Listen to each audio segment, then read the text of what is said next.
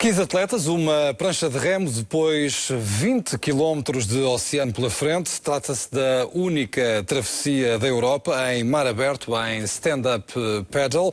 A prova realizou-se entre a Ilha do Pico e a Ilha de São Jorge e levou até aos Açores atletas internacionais para um desafio com uma paisagem deslumbrante.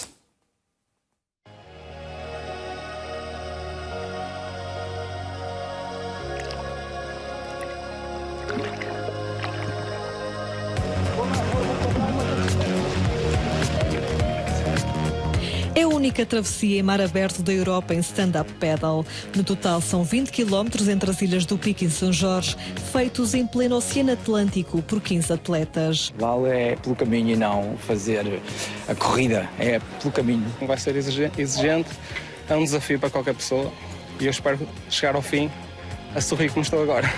Antes da partida é necessário encher as pranchas, aumentar os níveis de adrenalina e garantir que tudo está a postos. A vantagem destas pranchas insufláveis é transportar facilmente uma mochila, depois encher no local onde se vai andar. Esta agora é a parte mais divertida, que é para meter pressão. 18 precis. A pressão errada na prancha pode ser fatal nesta prova. O vento lateral e a ondulação prometem ser os grandes obstáculos. Es una distancia larga, pero que si es un downwind perfecto se hace bien. El año pasado tuvimos el viento lateral y fue duro. Está tudo alinhado? Preparem-se, ok? Go!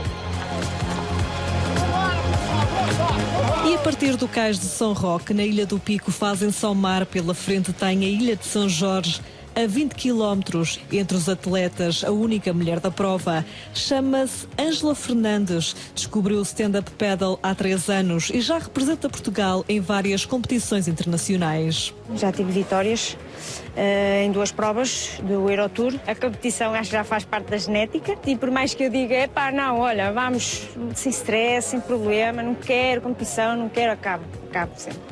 É intrínseco, está lá. A prova teve uma duração total de 4 horas. O italiano Leonardo Nica, que ficou em 3º lugar no Campeonato do Mundo, foi o primeiro a chegar à meta em 2 horas e 22 minutos. Very hard, but it was fun. It was very good course. We had a little bit of flat water, wind inside, and it was good to battle with Pepe in the middle. So we had a little battle, and then on the last 5 kilometers, I pushed a little bit harder and pull out. Numa prova onde todos ganharam, um horizonte de extrema beleza, o contacto direto com a natureza e um verdadeiro espírito de equipa. Uma prova dura, mas um grande desafio. Concretizado, estou feliz por isso. Ainda vimos golfinhos e tal, foi muito bonito. A natureza mesmo, dá muita força.